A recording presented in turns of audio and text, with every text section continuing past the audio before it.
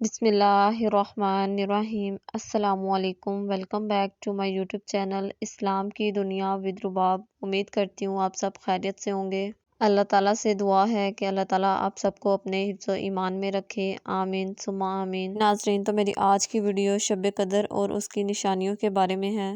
جی ناظرین، تو اگر آپ جاننا چاہتے ہیں کہ شب قدر یعنی لیلۃ القدر کی رات کی نشانیاں کیا ہیں، تو اس ویڈیو کو سکپ مت کیجیے گا، کیونکہ اگر سکپ کریں گے تو آپ ٹھیک طرح سے انفارمیشن حاصل نہیں کر سکیں گے۔ مکمل معلومات حاصل کرنے کے لیے اس ویڈیو کو اینڈ تک لازمی دیکھیے گا۔ ویڈیو سٹارٹ کرنے سے پہلے آپ سب سے ریکویسٹ ہے کہ اگر آپ میرے چینل پر نیو ہیں تو پلیز میرے چینل کو سبسکرائب کر دیں، بیل آئیکن کو پریس کر لیں تاکہ آنے والی ہر نیو اسلامک ویڈیو سب سے پہلے آپ تک پہنچ جائے۔ جزاک اللہ۔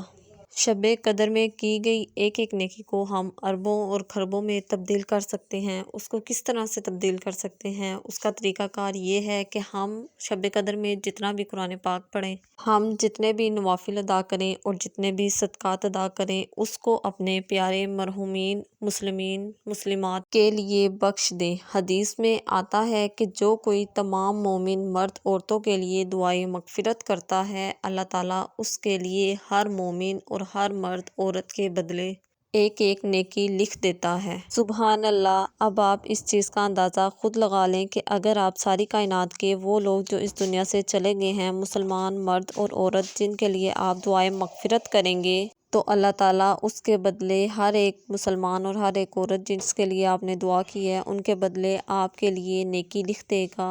اور شب قدر میں طاق راتوں میں کی گئی عبادتوں کا ثواب 83 سال کا ملتا ہے۔ سبحان اللہ۔ اب چلتے ہیں لیلۃ القدر کی رات کی نشانیوں کے بارے میں کہ کیسے پتہ چلے گا یہ رات لیلۃ القدر ہے یعنی شب قدر ہے، یعنی اس عظیم اور برکتوں والی رات کی کیا خاص نشانیاں ہیں، ہم وہ دیکھیں گے۔ جی ناظرین، تو اس رات کی پہلی نشانی یہ ہے کہ یہ رات راحت بخش ہوتی ہے، یعنی بہت پرسکون ہوتی ہے۔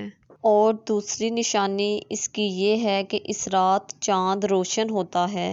اور تیسری نشانی یہ ہے کہ اس رات کی اگلی صبح جو سورج طلوع ہوتا ہے تو اس کی شعاعیں تیز نہیں ہوتی، یعنی شعاعیں مدھم ہوتی ہیں۔ اس رات کی چوتھی نشانی یہ ہے کہ اس رات کتے کے بھونکنے کی بھی آواز سنائی نہیں دیتی، نہ ہی وہ بھونکتا ہے۔ حضرت جابر بن عبداللہ فرماتے ہیں کہ نبی پاک صلی اللہ علیہ وآلہ وسلم نے فرمایا، میں نے اس رات شب قدر کو دیکھا ہے۔ یہ رات رمضان کے آخری عشرے کی طاق راتوں میں آتی ہے۔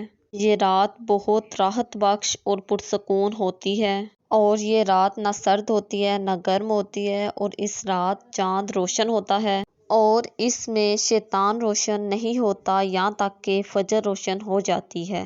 اور یہ رات شب قدر والی یعنی لیلۃ القدر والی رات 1000 مہینوں کی رات سے بہتر ہے۔ اس رات میں کی جانے والی عبادت کا ثواب 10,000 مہینوں سے بھی زیادہ انسان کو ملتا ہے۔ سبحان اللہ۔